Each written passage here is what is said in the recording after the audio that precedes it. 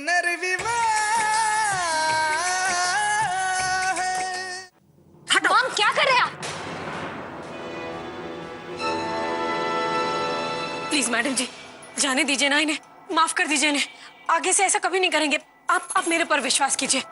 आगे से आपके घर के पर्सनल मैटर में ये इंटरफेयर नहीं करेंगे, पक्का। तुम्हें इनकी इतनी परवाह क्यों है? कोई चक्कर वक्कर चल रहा है क्या तुम्हारा? जी, ये मेरे पति हैं। पति है?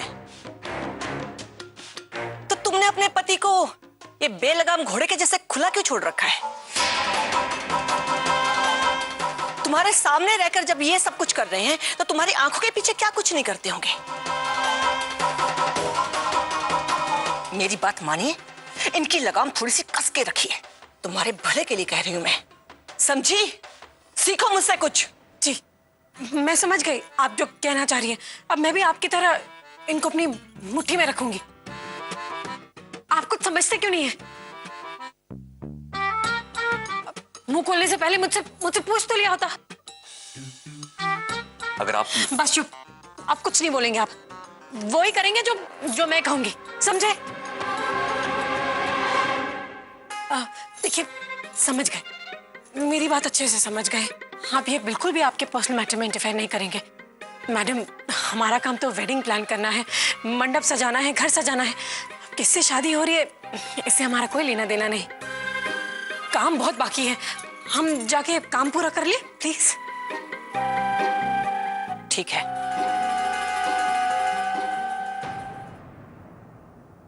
आज तो आप बच गए अपनी पत्नी की वजह से। बहुत ही समझदार लड़की है ये।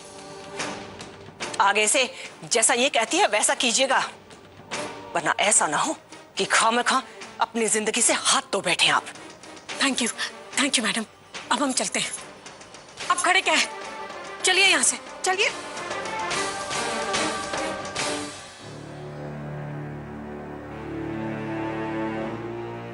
अरे, फिर रुक गए? मैंने कहा ना, चलिए अब।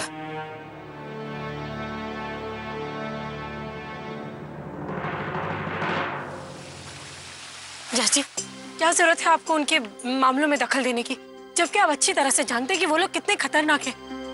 आपको कहीं कुछ हो जाता तो? चलिए अब यहाँ से। आरती जी, नीलम जी की आंखों में आंसू देखकर मैं इस तरह चुपचाप बैठ नहीं सकता। देखिए जी, ये लोग आपकी बात नहीं मानेंगे। बहुत जिद्दी है ये लोग। कहीं फिर से आपके सिर पे बंदूक रख दी तो? मुझे इसकी परवाह नहीं है आरती जी। पर मुझे तो है ना जी, आप मेरे पति हैं।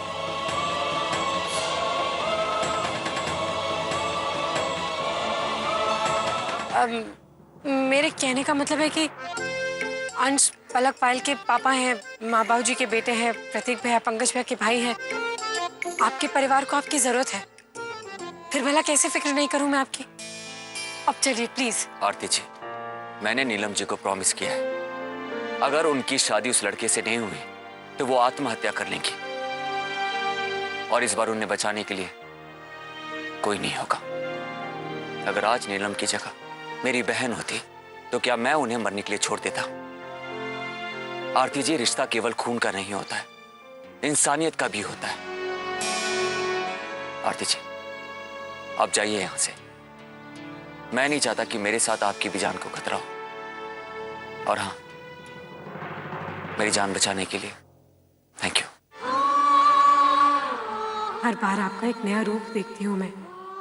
अपनों के लिए तो सभी जीते हैं, लेकिन गैरों के लिए अपनी जान को दांव पर लगाना हर किसी की बात नहीं। जैसी आपने जो नीलम जी से प्रॉमिस किया है, उसे पूरा करने में मैं भी आपकी मदद करूंगी।